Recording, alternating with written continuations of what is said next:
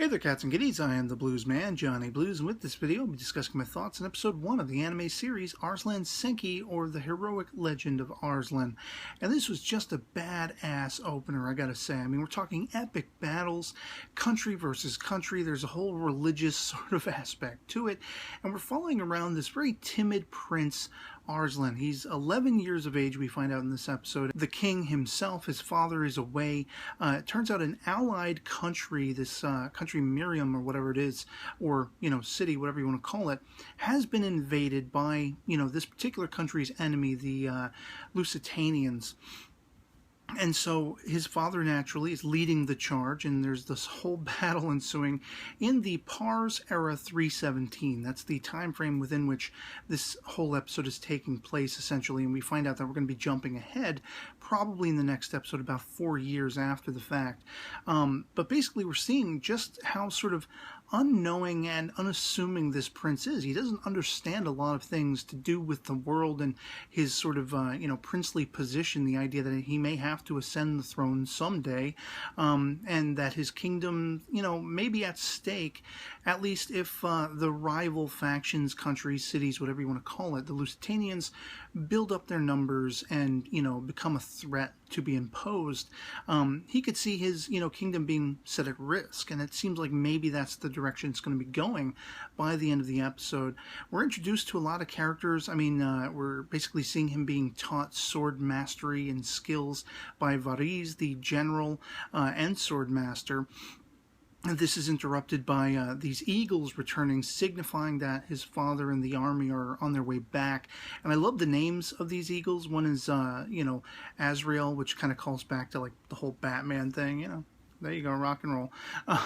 But essentially, he's completely taken aback by the fact that, the whole concept of slaves, it's like, it's absolutely natural to him. This is the way within which his kingdom works, the machinations and sort of that whole political thing. If you're, not going to be one of the people, then you have to be a slave. And it's kind of interesting because there's this boy, and we see a few of them in the episode. There's actually a trio who get into some trouble. They want to encounter this young slave boy who the father brings back, among others, more adult slaves and such, of the Lusitanian side. And we see essentially sort of the father is very dismissive of, Arslan, and as well as the mother. It seems like they are not happily wed. They're just probably married by convenience or political power or prowess or whatever. And pretty much the king and queen are having nothing to do with each other. The king doesn't seem all too concerned with the fact that his son was worried about him. He just sort of brushes him off and says, oh, there was never any worry. Very belittling in a sense. And you have Arslan really, starting to contemplate, what does it mean to be king? I mean, my mother's kind of standoffish, my father's kind of standoffish. Maybe I should set my sights. This is kind of why he's driven to try to understand the opposing faction, the Lusitanians, and he, decides to try to go and speak to them. They attack him through their cage and everything. Finally, he ends up sort of impromptu, catching up with these three boys who have gone to accost the young boy Lusitanian, who had like a blade in his boot, and he managed to escape. And Arslan, being somewhat of a, compassionate soul, is begging and pleading for this boy to, let go of his hostage. So this boy sort of, smartly, I thought, being that he is an enemy of our main character, he basically decides to do the old switcheroo and take Arslan hostage, and they're running through the entire kingdom. I mean, it's like Aladdin from hell. They run into a giraffe as they're climbing on rooftops and jumping across them and everything like that.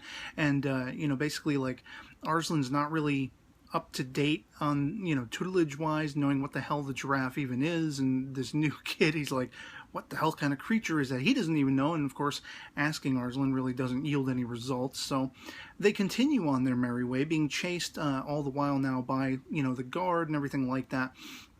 And it comes to a head when they end up cornered, and this kid jumps off this giant sort of, rooftop, or whatever you call it, like the rampart, down into a moat, and you don't actually, see that the water's there at first. It looks like they're both going to fall to their doom. He pulls Arslan with him, and they end up, in the water. At which point we are introduced to Daryun, who's this sort of bow marksman, who's going to try to fire at this kid who's making his escape now on horseback. He steals a horse. He's still carrying around the sword that he first bumped out of the hand of Arslan and everything like that. And he's on his merry way.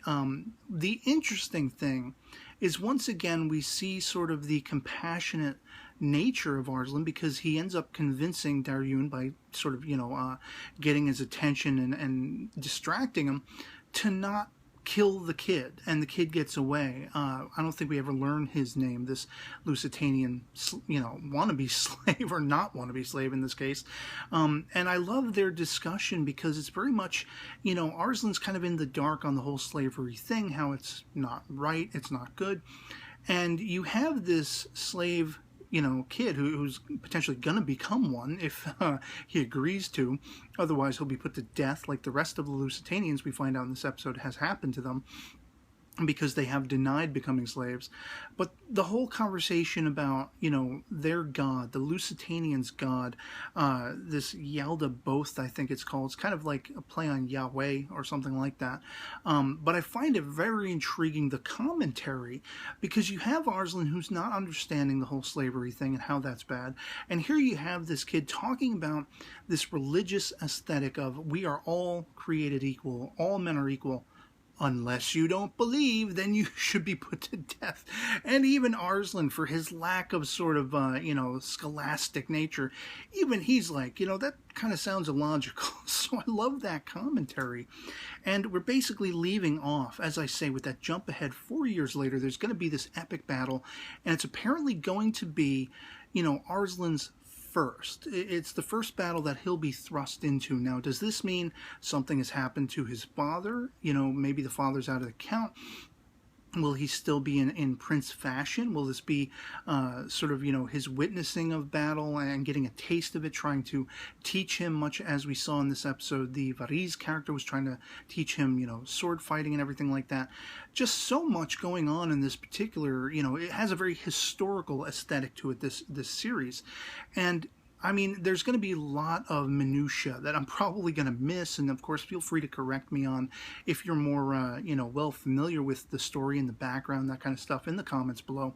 But I'd love to hear from you guys in the comments below what you thought of this first episode. I mean, for me, to sum it up in one word, it would be badass. I know that's kind of two words, but we'll consider it hyphenated in any case. And there was just so much, as I say, going on, and it thoroughly won me over. I mean, the animation. There were some areas where they had like CG soldiers running around and stuff like that, and it didn't quite mesh with the 2D animation, and during the entire big battle sequences and stuff. Some of it looked a little iffy, but I mean, apart from that, I loved the pacing of the episode. I love the sort of, inquisitive nature of Arslan himself, and his very much being on a learning curve. And then the idea that here he meets this slave boy, potential slave boy in the Lusitanians, the enemy. And this kid is very intelligent. He's very strategic. He's considering himself at, the prime age of 11 years old to be old enough to be a warrior. And he's tough, and he's, wielding Arslan's sword and all this kind of stuff. And it's just very intriguing. I can't wait to see as we have more characters debut to us and what roles they will play. I mean, the three boys, it was really cool once again to see Arslan, once this is all said and done and he's safe and he's returning back to the kingdom, you have the guards being ready to kill these three kids who they blame for letting this slave go, even though they, had a blade probably put to their backs. Even as their parents are huddling up against them and saying, don't take our children's lives, take ours instead, and all this stuff. And Arslan's just like, no, you don't need to do this, just let them go. It's all said and done, we're all safe. Even the guard is like incredulous, like, what? So, I mean, this looks awesome. It looks historical, it looks epic, and I can't wait to see the sort of rise to, if not power, if not to hierarchy and sort of becoming a monarch, the learning curve that Arslan himself is going to be on through the course of this series to really sort of understand where that slavery aesthetic is wrong, where the humanity and, man's humanity to man comes into play, as well as sort of, the counterpoint of being a ruler or you know, potential king and everything like that. That is to say, if his entire kingdom, you know, if the carpet isn't pulled entirely out from under his feet and he has to fend it, you know, alone by himself, maybe much as this slave boy would, maybe that'll become part of his learning curve. So I mean, there's lots of possibilities with this particular series, and this first episode just has me amped. And so yeah, as I say, I'd love to hear from you, and that'll be it for me on this. So otherwise, I hope this video finds you well, and I'll catch y'all later. Peace.